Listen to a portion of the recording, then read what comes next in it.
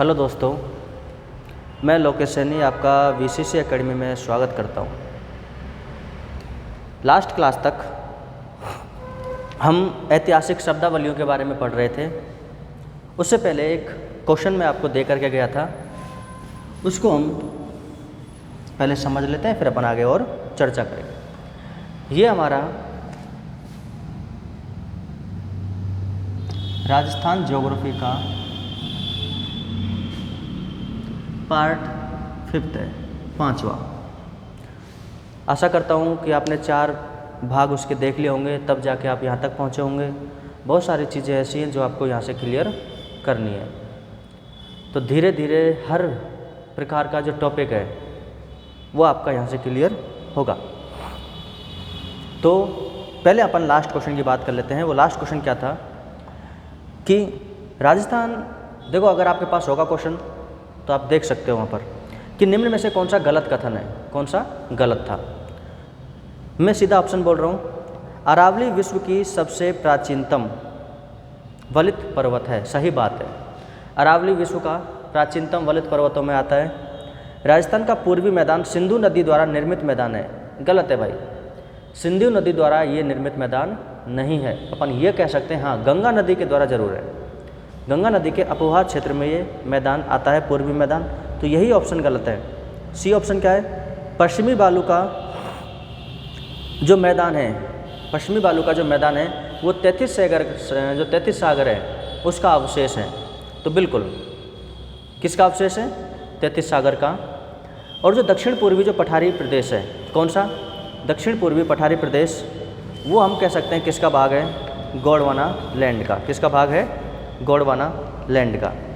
तो ठीक है, यहाँ तक हम चर्चा कर चुके थे। अब हम लास्ट क्लास में हम पढ़ चुके थे वो ये था कि हम राजस्थान की ऐतिहासिक शब्दावलियों के बारे में बात कर रहे थे। राजस्थान की ऐतिहासिक शब्दावली, क्वेश्चन को आपने वहाँ से देखा होगा, रिवीजन भी किया होगा। अब हम जहाँ से कल आपको छोड़ा था उससे आगे की हम बात करते हैं, ठीक है? तो ध्यान से समझना इसको आप।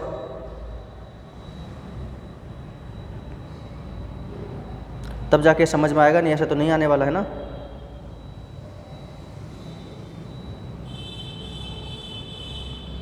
हाँ जी, तो आज हम बात करते हैं सेकंड पार्ट, और वैसे ज्योग्राफी का कौन सा पार्ट? 5वें नंबर का पार्ट, जिसमें हम राजस्थान से संबंधित ऐतिहासिक जो पॉइंट हैं उनकी बात यहाँ पर हम करने वाले हैं। तो हम बात कर रहे थे लास्ट में भोराट और भोमट। भोराट और भोमट हमने देखा था कि ये दोनों पठार किन किन के, कुंभलगढ़ राजसमंद या उदयपुर की गोगुंदा पहाड़ी और राजसमंद की कुंभलगढ़ पहाड़ियों के जो मध्य में है वो है भोराट का पठार। और यह राजस्थान का दूसरा सबसे ऊंचा पठार है और इसकी ऊंचाई कितनी थी? 1225 मीटर। तो यहाँ तक हम बात कर चुके थे। वैसे हम पठारों में और पढ़ेंगे इसको, तो आप दिक्कत मत करना कि सर हमारे को ये लिखा ही नहीं। अब सुनना, वैसे ही आगे हम बात करते हैं 11वें नंबर से। 11वें नंबर पर एक आता है ब्रजनगर। एक क्या होता है? ब्रजनगर, और एक होता है ब्रिजनगर। एक होता है ब्रजनगर और एक होता है ब्रिजनगर। दोनों में अंतर है। अब वो दोनों में अंतर क्या है कि जो ब्रिजनगर जो अपन कहते हैं, ये जो ब्रिजनगर कहते हैं, ये झालावाड़ का जो झालरापाटन है, झालावाड़ का जो झालरापाटन है, इसका प्राचीन नाम है। तो झालावाड़ के झालरापाटन का प्राचीन नाम क्या है? ब्रजनगर। इस झालरापाटन को अपन एक और नाम से जानते हैं, घंटियों का शहर। घंटियों का शहर। तो घंटियों का शहर अपन किसे कहते हैं? ब्रजनगर को कहते हैं। अब ब्रिजनगर क्या है? ब्रिजनगर आपने सुना होगा कि भरतपुर वाले क्षेत्र को कहते हैं। किसको? भरतपुर वाले क्षेत्र को, क्योंकि ये किससे टच है? यूपी से। किससे टच है? यूपी से। तो राजस्थान का जो भरतपुर ज़िला है इसे हम किस नाम से जानते हैं? ब्रिजनगर के नाम से जानते हैं, जो कि किससे टच है? यूपी से टच है। स्क्रीनशॉट ले लो जल्दी से।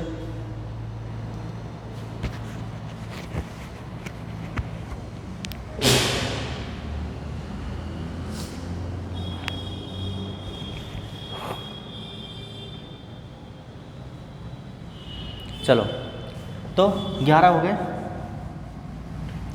अब बात करते हैं हम 12। आपने नाम सुना होगा मारवाड़, और एक आपने सुना होगा मेवाड़। एक होता है मेवाड़ और एक होता है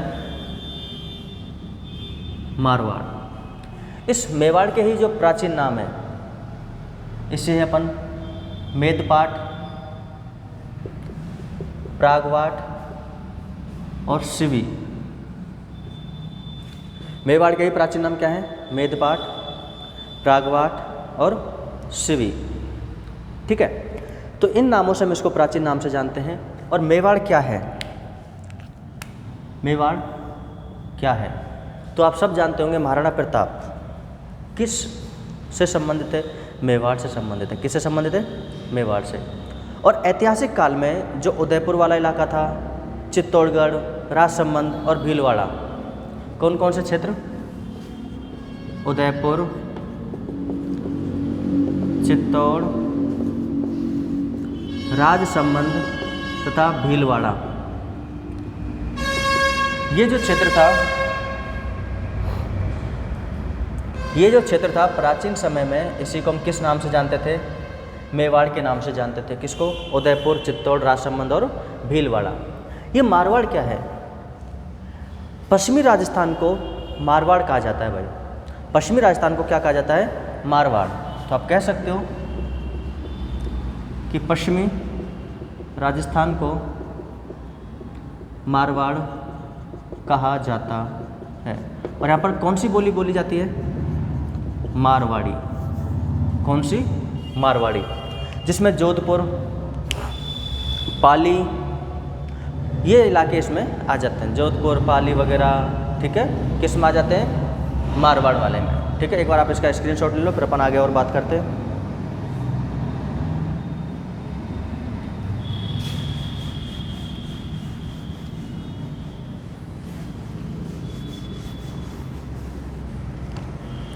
पॉइंट नंबर 13, मेवाड़ हो गया, मारवाड़ हो गया।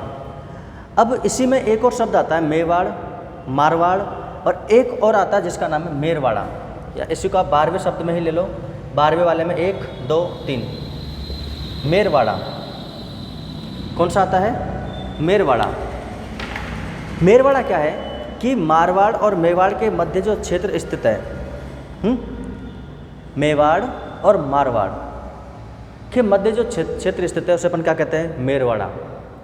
जो आपने सुना होगा कि जब राजस्थान का जो अंतिम एकीकरण हुआ था 1 नवंबर 1956 को, तो राजस्थान में इसको क्या किया गया? मिलाया गया। किसको? मेरवाड़ा को। और ये कहाँ से कहाँ तक विस्तृत है? तो आप कह सकते हो तो मुख्यतः ये अजमेर में है। किस में है? अजमेर में। तो मैं लिख देता हूँ मेरवाड़ा के बारे में। मेरवाड़ा क्या है? तो मारवाड़ तथा मेवाड़ के मध्य विस्तृत क्षेत्र के मध्य विस्तृत क्षेत्र, ठीक है, क्या कहलाता है? मेरवाड़ा कहलाता है। अगर अपन बात करें कि ये मुख्यतः किस में आता है, तो भाई मुख्यतः आता है ये अजमेर में। किस में आता है? अजमेर में। और अगर आंशिक रूप से हम बात करें तो ये आंशिक रूप से आता है राजसमंद में। आंशिक रूप से किस में आता है? राजसमंद में। मुख्यतः किस में आता है? अजमेर में। और आंशिक रूप से किस में आता है? राजसमंद में। इसको अपन देखते हैं। तो मेरवाड़ा, मारवाड़ तथा मेवाड़ के मध्य विस्तृत क्षेत्र मुख्यतः अजमेर में और आंशिक रूप से राजसमंद में। इसके बारे में खास विशेषता क्या है कि राजस्थान का जब अंतिम एकीकरण था 1 नवंबर 1956 को, कब? 1 नवंबर 1956 को जो अंतिम जो चरण था एकीकरण का, उस चरण में इसको शामिल किया गया भाई। तो राजस्थान के एकीकरण के अंतिम चरण में तो एकीकरण के अंतिम चरण में 1 नवंबर 1956 को किसको शामिल किया गया राजस्थान में? मेरवाड़ा को शामिल किया गया। ले लो स्क्रीनशॉट।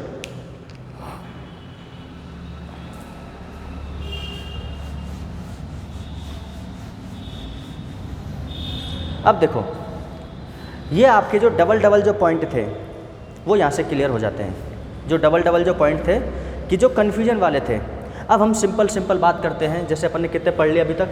12 पॉइंट पढ़ लिए ना। हम बात करते हैं पॉइंट नंबर 13 की।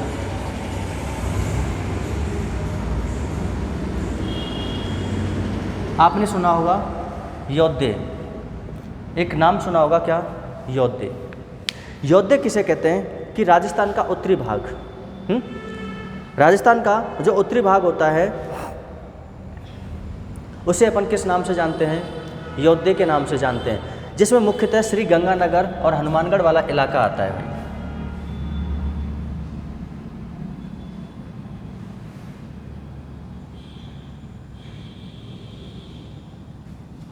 ये हमारा राजस्थान का मैप है। श्री गंगानगर और हनुमानगढ़, इस वाले क्षेत्र को हम किस नाम से जानते हैं? योद्धे के नाम से जानते हैं। क्लियर हो जाएगा योद्धे? चलो शाबाश, अच्छी बात है। तो योद्धे समझ में आ जाएगा। योद्धे क्या होता है कि जो श्री गंगानगर और हनुमानगढ़ वाला जो क्षेत्र है उसे अपन किस नाम से जानते हैं? योद्धे के नाम से जानते हैं। अब हम बात करते हैं अगला पॉइंट नंबर 14, जांगल प्रदेश। किसकी बात करते हैं? जांगल प्रदेश। तो बीकानेर और जोधपुर वाला जो क्षेत्र है, बीकानेर और जोधपुर का उत्तरी भाग, कौन सा भाग? उत्तरी भाग। उस क्षेत्र को हम किस नाम से जानते हैं? जांगल प्रदेश। और यहाँ पर इसमें अपन जांगल प्रदेश के नाम से क्यों जानते हैं? क्योंकि यहाँ पर मुख्यतः कंटीली वनस्पति पाई जाती है। कैसी वनस्पति पाई जाती हैं? कंटीली वनस्पति पाई जाती हैं। इसलिए अपन किसको किस नाम से जानते हैं? जांगल प्रदेश के नाम से जानते हैं। और इसकी जो राजधानी थी वो थी अहि छत्रपुर नागौर। तो मैं यहाँ समझा रहा हूँ आपको। यह है बीकानेर और यहाँ क्या है? जोधपुर। इस बीकानेर को और इसके उत्तरी भाग को, जोधपुर का कौन सा भाग? उत्तरी भाग। तो मैं इसको ऐसे बना देता हूँ। जोधपुर का कौन सा भाग? उत्तरी भाग क्या कहलाता है? जांगल प्रदेश। इसे हम किस नाम से जानते हैं? जांगल प्रदेश के नाम से हम इसको जानते हैं। और इसकी जो राजधानी थी वो थी अहि छत्रपुर। कौन सी थी? अहि छत्रपुर। और आज वर्तमान में अहि छत्रपुर का नाम क्या है? नागौर। क्या नाम है? नागौर। तो जांगल प्रदेश की राजधानी कौन सी थी? अहि छत्रपुर। किसको कहते हैं हम? नागौर को। किसको कहते हैं? नागौर को। योद्धे हो गया, जांगल प्रदेश हो गया। पॉइंट नंबर 15वां, सपाद लक्ष्य। सपाद लक्ष्य। सपाद लक्ष्य किसे कहते हैं? तो प्राचीन काल में, ऐतिहासिक काल में अजमेर को सपाद लक्ष्य कहा जाता था भाई।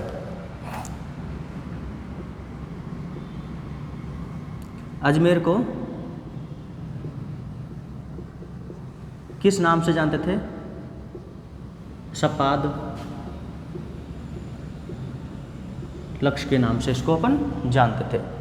तो अजमेर को हम किस नाम से जानते थे? सपाद लक्ष्य के नाम से जानते थे। क्यों? क्योंकि यहाँ पर क्या था? चौहानों का शासन था। किसका शासन था? चौहानों का शासन। इस वजह से अजमेर को हम किस नाम से जानते हैं? सपाद लक्ष्य के नाम से जानते हैं। अगला पॉइंट है 16वां, ढूंढाड़।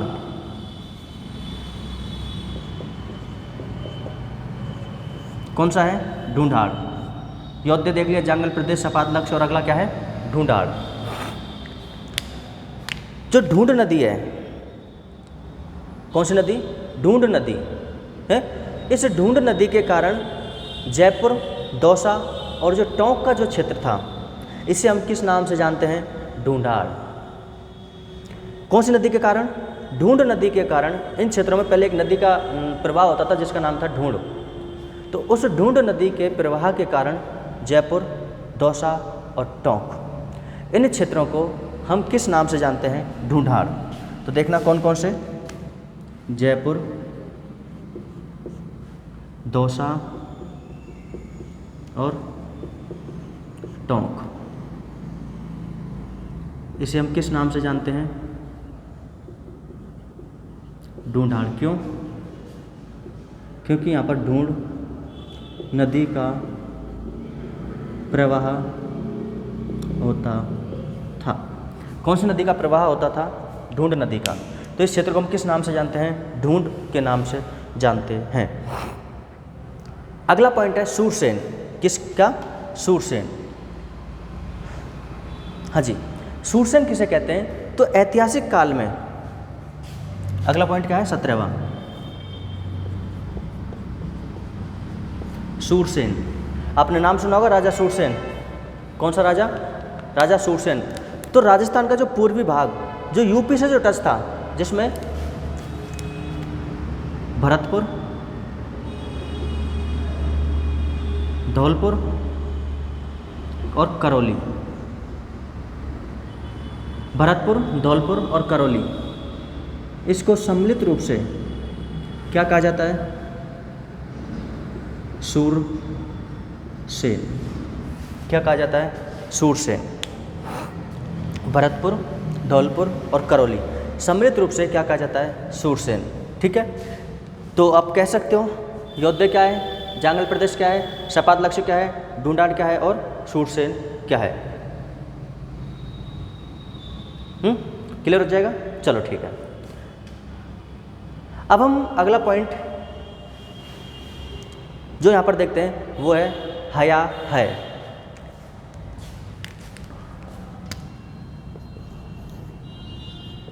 हया है, ये क्या होता है भाई? हया है क्या है? तो सुनना, ऐतिहासिक काल में जो कोटा और बूंदी का जो क्षेत्र था, कोटा और बूंदी के क्षेत्र को हम किस नाम से जानते थे? हया है। तो ये हो गया कोटा, या फिर मैं इसको नीचे बना देता हूँ, कोटा और यहाँ पर कौन सा है? बूंदी। तो ऐतिहासिक काल में कोटा और बूंदी वाला जो क्षेत्र है इसी को अपन क्या कहते थे? हया है। कोटा बूंदी वाले क्षेत्र को हम किस नाम से जानते हैं? हया है के नाम से जानते हैं। क्लियर हो गया? हया है हो जाएगा। अब अपन बात करते हैं पॉइंट नंबर 19, सिवी। किसकी बात करते हैं हम? सिवी की। तो सिवी का किसको बोलते हैं? तो प्राचीन काल में उदयपुर और चित्तौड़ क्षेत्र को सिवी कहा जाता था भाई। उदयपुर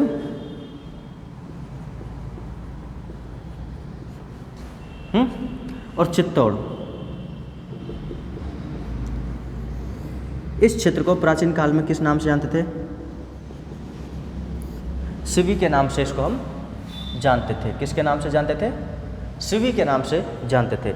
और जिसकी जो राजधानी थी प्राचीन काल में उदयपुर व चित्तौड़ क्षेत्र को हम किस नाम से जानते थे? सिवी के नाम से।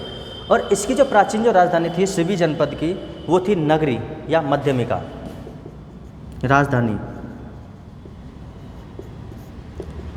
नगरी या मध्यमिका कौन सी थी? नगरी या मध्यमिका। एक बार स्क्रीनशॉट ले लो, फिर ज़्यादा गड़बड़ हो जाएगी नहीं तो। हाँ जी, योद्धे श्री गंगानगर हनुमानगढ़ वाला क्षेत्र योद्धे, जांगल प्रदेश बीकानेर और जोधपुर का उत्तरी भाग। सपात लक्ष्य किसे कहोगे? अजमेर वाले क्षेत्र को क्या कहते हैं? सपात लक्ष्य चौहानों का शासन था। ढूंढाड़, ढूंढ नदी जहाँ पर प्रवाहित होती थी ढूंढाड़ कहलाता है। सूरसेन भरतपुर, धौलपुर और करौली जो अपन कह सकते हैं कि जो यूपी से जो टच में था, सूरसेन कहलाता है। हया है, कोटा बूंदी वाले क्षेत्र को हया कहते हैं। सिवी उदयपुर और चित्तौड़ वाले भाग को अपन क्या कहते हैं? सिवी कहते हैं, जिसकी राजधानी क्या थी? नगरी या मध्यमिका। अगला पॉइंट आता है चंद्रावती। 20 नंबर, चंद्रावती। सिरोही का प्राचीन नाम था भाई चंद्रावती। सिरोही का प्राचीन नाम कौन सा था? चंद्रावती।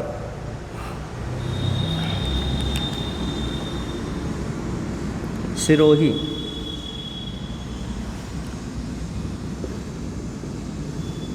प्राचीन नाम क्या था? चंद्रावती। और इस चंद्रावती की एक विशेषता है, यहाँ से भूकंप रोधी इमारतों के अवशेष मिले हैं। किसके अवशेष मिले हैं? भूकंप रोधी इमारतों के क्या प्राप्त हुए हैं? अवशेष। किससे? चंद्रावती से। है। अगला पॉइंट आता है 21 नंबर का, जाबालीपुर। कौन सा पॉइंट आता है? जाबालीपुर। कहा जाता है कि जालौर वाले क्षेत्र में एक ऋषि रहते थे जिनका नाम था जाबाली ऋषि, और उसी के नाम से इस क्षेत्र का नाम जो जाबालीपुर था वो ऋषि के नाम की वजह से इसका नाम पड़ा जाबालीपुर, और धीरे धीरे क्या हो गया? जालौर। और अगर और बात करें कि जालौर नाम क्यों पड़ा है, जाबाली नाम क्यों पड़ा? क्योंकि यहाँ पर जो जाल वृक्ष थे वो पाए गए। कौन से वृक्ष पाए गए? जाल वृक्ष। तो सिरोही के ऊपर कौन सा है? जालौर। कौन सा? जालौर। तो अपन कह सकते हैं कि जाबाली ऋषि के कारण,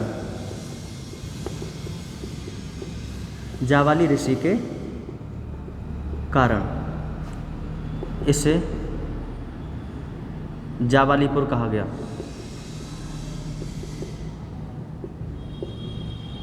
इसे क्या कहा गया? जाबालीपुर। और वर्तमान में कौन सा है? जालौर। क्या है? जालौर।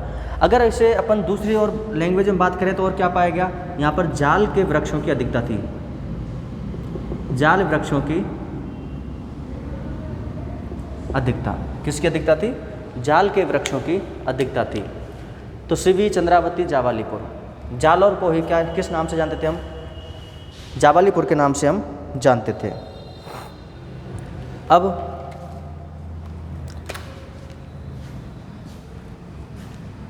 मैं एक बार इनको एक बार स्क्रीनशॉट ले लो आप, फिर मैं मिटाता हूँ इनको।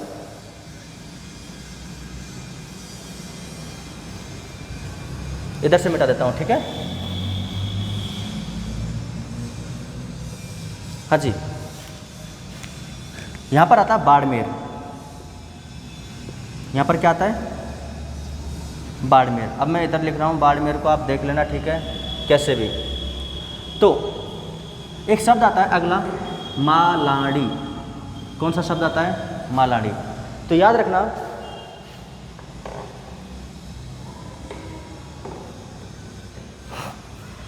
मालाड़ी क्या है? तो प्राचीन समय में बाड़मेर को हम किस नाम से जानते थे? मालाड़ी। प्राचीन समय में बाड़मेर को मालाड़ी कहा जाता था। क्या कहा जाता था प्राचीन समय में बाड़मेर को? मालाड़ी। ठीक है, तो ये आप इसको याद कर सकते हो आराम से। मालाड़ी क्या है? अगला है भीनमाल। और भीनमाल अपन कहते हैं जालौर को। इस जालौर को ही हम किस नाम से जानते हैं? ये लो, भीनमाल। एक स्थान है जालौर में, भीनमाल। ठीक है, यहाँ पर चीनी यात्री ह्वेनसांग, चीनी यात्री कौन से थे? ह्वेनसांग ने यहाँ पर क्या की थी? भीनमाल की क्या थी? यात्रा की थी भाई। और इन्होंने एक पुस्तक लिख दी इसके ऊपर, जिसका नाम था CU की, है ना? एक पुस्तक थी इनकी, बुक CU की। कौन सी पुस्तक थी? CU की। और इस CU की नामक पुस्तक में इस भीनमाल को इन्होंने किस नाम से बोला? पीलो मोलो। क्या बोल दिया, पीलो मोलो। तो जालोर में एक स्थान था भीनमाल, तो भीनमाल आता है, तो भीनमाल क्या है, भीनमाल जालोर में स्थित है। और यहाँ पर एक चीनी यात्री ह्वेनसांग ने यात्रा की, जिसकी अपने पुस्तक CUT में इस भीनमाल को किस नाम से पुकारा, पीलो मोलो। किस नाम से पुकारा, पीलो मोलो। एक बार और स्क्रीनशॉट ले लो, आप अच्छे से इसको बना सकते हो। अब एक आता है, एक पॉइंट और आता है मांड। क्या आता है, मांड।